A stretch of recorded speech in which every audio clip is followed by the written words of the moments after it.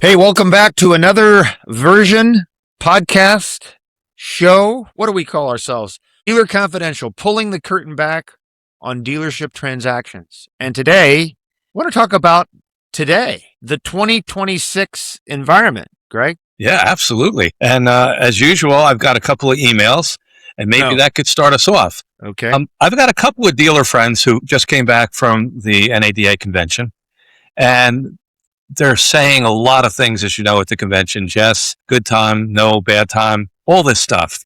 My dealers are confused. So I think what we're saying to them and what I think we should talk about today is what is 2026, as you just said, look like for three groups: buyers, sellers, and potentially investors. We talked a little bit about investors. We talked last week. We had our friend from the investment loan company, Loanbud, Yeah. and he gave us some positive outlooks.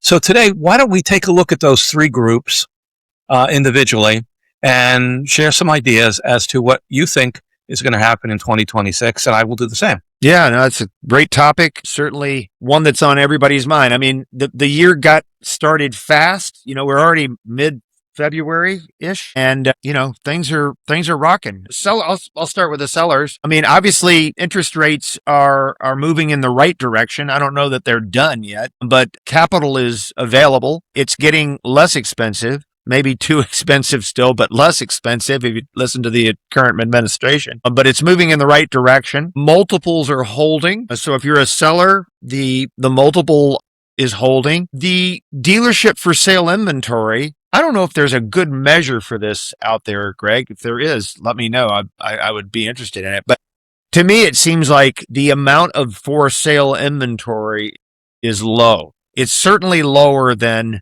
the number of buyers that are searching for those deals, right? So Yes. I would say there are many more buyers than sellers out there in the marketplace. And so if you're a seller, you've got private equity now that's got a lot of powder, and we're hearing that.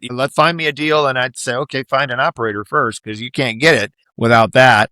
But you've got pre-owned. We've talked about the pre-owned audience. They're looking for deals as well, because they know that they know the banking environment is much better when you have a flag than when you don't have a flag. I think it's going to be a good year, an active year. Yeah, I active, absolutely. The question that a couple of my dealers on the buy side are asking, somewhere I think you just almost addressed it, is the fact that they're afraid. I use that word loosely, that a big group is going to come in, swoop in, buy the dealerships around them, and basically push them into selling to the big groups rather than getting the best price through individuals. And I think that's what we've always preached, you and I, that we're boutique buy and sell M&A experts. Completely. We will get you your best price, and we will be with you. I hate to say this, we'll be holding your hand through the whole process. Where a lot of these big guys, one dealer already complained. He says, well, I have had a call from XYZ, big group, who wants to buy two of my stores. And they put an offer on the table, which I thought was unrealistic. What do I do? And I said, well, basically, you continue to work with us. You can continue to talk to them if you like, but that's the problem. We are people who look out for both buyer and seller's interest. The big groups are not looking out for your interest. They're not looking out at your family and how we're going to make this work, or any transition or anything like that for your employees. Why we do. So that was the answer that I gave him. And I think we're okay with that we continue to push for select boutique type of deals. Maybe a little more expensive, maybe not so much expensive, because we're almost not quite guaranteeing that we can make this deal work and close. And as you just said, there's now money available. There's investor groups that are available. We have a plethora of GMs with ownership experience that are willing to buy in and or be part of a group. So I think it's a good time. And before I flip it back to you, you just mentioned the pre-owned. I think it's a good time. And I know last couple of episodes we've been thinking about, hey, are the independents really going to do okay in this new environment where everything is potentially moving quickly? And the answer is yes, because the independents have that one thing that's needed more than anything, and you know what that is, and it's cash. They're usually well off. They have done very well, and now they're looking, as you said, they're looking for a flag. They're looking for banks. They're looking for all that. So when we send this out there, if any of our independents are worried or concerned, don't be. we're pretty good at that. And Hal and I both are pretty much experts, especially in placing independents and placing with GMs and dealer that can be approved by the OEMs. So Yeah. And here's the ironic thing about pre-owned or independent. They have the actual expertise to make the money in the department of the dealership that makes the money, and that is right, used vehicles. yeah, And in some, of course, in fixed ops as well. So it's hard to get in because you don't have the new car resume. But the good news is, if you do get in, you know how to make money, right. and that's selling used cars, That's it. which is a profit center that is very, very important to a new car dealership's health. Yeah, I have, and I won't mention his name, but you and I have spoken about him in the past. He has an OEM store that we put him in, and he has a couple of pre-owned stores. And I'll tell you, it's in the Pennsylvania market. It's not a problem. He called me yesterday, and he says, I have done very well, and I'd like to buy another OEM, preferably, a domestic now. And can you start looking for me? And that's the thing. He continued to do well with his pre-owned sales in his two other stores. Yeah. And now, like you just said, he's cashed up and he's looking now for another OEM. And he's already in the top 100 of his OEM field. And so he's doing great. But I think that we're going to see a lot more of that type of dealer, the smaller OEM dealers looking to expand who've done well, maybe the dealers who have multiple independent stores as well as an OEM, and they now have the banks, and they potentially have a little bit of a track record. So I'm positive. Yeah. 2026, I think it's off to an interesting start. Well, I'm real positive about it. I hope you are too. Totally. I mean, the consolidation wave is now moving down market to the smaller deals. Yes. Right? Those guys are now consolidating smaller dealerships to make up the scale to be able to compete. And they're also getting brand diversification. Like you mentioned, I want a domestic now because I got an import, right? Yep. And I got a pre-owned. Yep. So the consolidation wave is also generating a lot of interest and scale, brand scale, volume scale. You're going to get purchasing and marketing efficiencies and synergies when you have scale. Yeah. Absolutely. The other thing I was going to say on the buyer side is the demographics, right? The dealer demographics.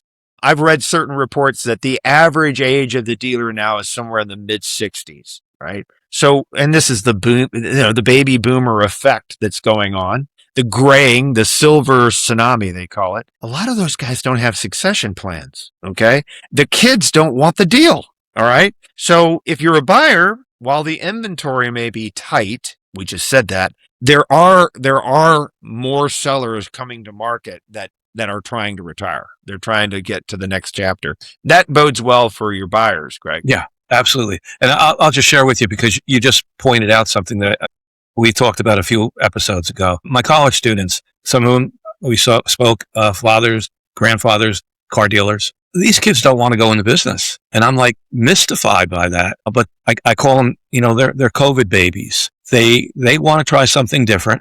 They want to venture out on their own. And they've been around cars and gasoline and oil for their entire life. And they ask me, what should I do? My father talked to me. My grandfather talked to me. What should I be doing? But I think you're right. We're going to find a whole slew of these dealers who, with their succession plan, the kids or grandkids don't want to take that over. They don't want the obligation of running a multifaceted store. Yeah. They like driving cars, but they don't want to sell them or fix them. Right? Exactly. Yeah. They've been around the store. They like the shiny metal, but they just don't, it's not a passion for them. Right. And it takes a lot of passion in this business to be successful. Yeah. It is. It's not an easy business. You have to do a day in and day out job of managing capital, management, and facility. Those three pillars, right? And facility, we've talked about OEM requirements too. Getting into a facility that meets the OEM requirement has to be factored into the business case too. And the private equity that's looking at that as well. That's one of the things that they really, their radar goes up on the real estate and the potential value of the real estate as an investment in addition to the dealership operation. Yeah. So we got about four or 5 minutes left. Let's recap because I think this is important. our 2026. Oh, by the way, you would have gotten all these important notices if you had signed up with dealer.confidentialpodcast.com, because we It's would have not sent too the late. Hal's white It's paper. not too late. Not too Not late. too late. Not too late for the white paper. Hal wrote it. It's excellent. Okay, let's sum up. I'll deal with buy side first. To All our right. buy side dealers, potential buy side dealers, we are your guys in the sense that we understand the business. We personalize everything. We're with you. We hold your hand 24/7 for the next number of months until the deal is done. And we care about you. And as you said before, if you're looking at potentially a succession plan, we will take care of that. You know, I'm used to dealing with young people. I deal with them every day, and we will help your sons and daughters and grandchildren get into the business if that's what they want and that's what you want. So we'll help you with that as well. So those are 2 points. And my final third point that I have to say on the buyer side is be patient. If you're being approached by multiple brokers and they're not guys like Hal and I who are strictly automotive specialists, be very careful with that. If you're approached by big groups, be even carefuler, because all they do is they just want to write a check, throw everybody out, and change everything that you work so hard to do. And I'm sure you don't want to do that. So those are my 3 points that I recommend for 2026 for our potential buyers. Yeah, sellers, Greg may not want to hear this, but you're in the catbird seat. You're flying the plane, which means, and demand and supply drives it. So you've got a favorable interest rate environment. You've got a lot of capital in the market. You've got the consolidation wave continuing to build and move down market. You've got private equity buyers coming in. You've got pre-owned or independent buyers coming in. Inventory is tight, which even with maybe some weaker financials, it underpins a stronger multiple because there's just not another store available in that market. You got brand diversification. There's just a lot of strong signals that, that if you're close, you need to take a look. You need to have us do a evaluation, right? And see if this is your year, right? No commitment, no pressure, straight talk. We're here to help you. As Greg said, I think boutique is the right word. Customization, personalization. We're going to give you attention. When you call us, we're going to pick up the phone. You're not going to get, you're not going to get laid away. So it's an exciting time. Yeah, it's a really exciting time. Okay, shameless plugs, please. DealerConfidentialPodcast.com. We send this link out to over 2 million.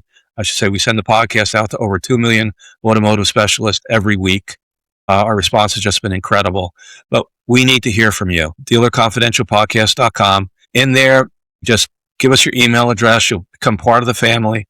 And as Hal said, we'll be glad to look at any deal, give you our personal attention and what we think you should be doing. Again, we don't benefit unless you make a deal and you're happy from both sides, the seller side and buyer side. Sure. So it's really, really important that we give you the personalized attention as we've been doing for years. So give us a call, sign up. We'll get back to you instantly, and enjoy Hal's white paper and our emails that we send out every week. Hal? Yeah. No, thank you. This is a good subject, and the year's raring to go, and I'm happy to help any way I can. Yeah. And next episode, I'm trying to get one of my old employees. He was incredible. He helped me run the fixed ops in 14 of our Highline stores for years, and he's incredible. I'm trying to get him on our next show because I think we do need to, especially with the 2026 that we're talking about. Fixed ops, as you know from our last podcast, to me is probably the most important department in your store. So we need to make sure that you are covered with that. We need to make sure that it's going to work for you. And by having him on board, maybe next week, we're trying to get him, and he'll share with you some of his personal thoughts. So that's maybe next week, Hal. Let's try it. All right. Looking forward to that. Thanks, everybody. All right. Thanks for June. See you. Bye-bye. Bye.